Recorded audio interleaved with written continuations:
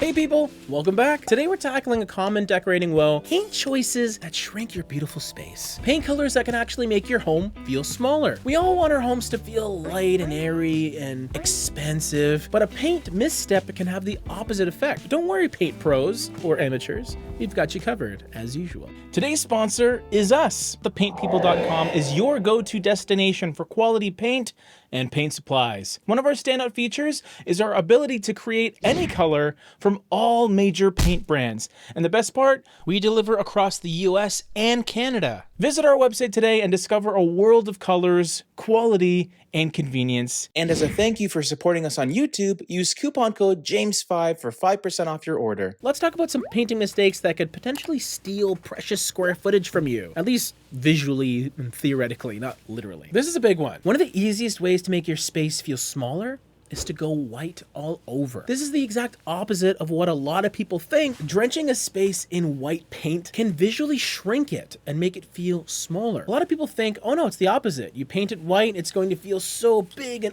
open. But when you think about it scientifically, lighter paint colors reflect more light. So if I'm a white wall and I'm pushing a bunch of light back at you, it's going to feel like the wall is coming at you. Versus a black wall that's similar to what I'm wearing right now, it's going to absorb the light, which is going to visually make it seem like it's receding or moving away from you. While having white walls does have the advantage of reflecting a bunch of light back into the space and making it feel more airy, it's not going to make it feel bigger. Number two is forgetting the power of light. Not considering your natural light source is a big no-no. A cool gray might look sleek in a fancy showroom where the lighting is perfect, but in a north-facing room, for example, it can feel cold and cave-like. Perhaps get familiar with where the sun is in relation to your home, because that can influence whether your colors are going to look a little cooler or warmer at which time of the day. If you want to skip the theoreticals, I always recommend just testing out your colors in the room that you want to use it in, and then you don't need to worry as much about north, south, west. Number three is ignoring the ceiling.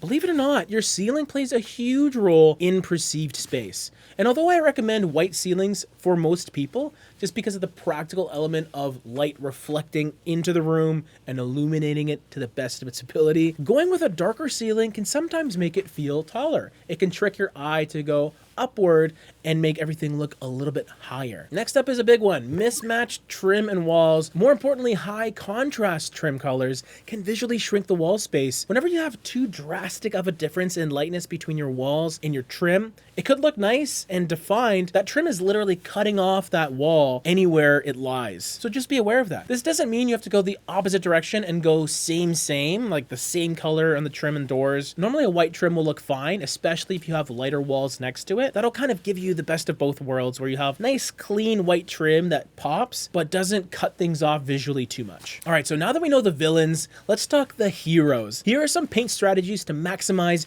your square footage. The first one is the magic of depth. Believe it or not, lean into darker colors. Whether it's a lovely mid-tone or a really deep shade, darker colors recede. They make a space look like it's bigger than it actually is. They end up absorbing way more light than lighter colors, which is going to draw your eye forward compared to pastels and off-whites, which look like they're coming at you. Wherever you get the chance to use a darker color on your walls, give it a try. Consider painting your ceiling a shade or two darker than your walls, because this will create that sense of openness and height without compromising so much on light reflectance. You don't need to go with a black ceiling like I did, but even going a couple shades darker than your wall color can really add to the space and the feeling of openness in your room. Now, I know a lot of you are going to have a problem with this one. Embrace monochromatic magic. If you really want a space to feel as big as possible, painting your walls and your trim and even your ceiling the same light color can visually blur the lines, making the space feel like it's going on further than it is, because you don't have those lines breaking things off. Everything is just going to feel like it's this big, open, expansive space. This effect will be amplified if you do use a darker color all over,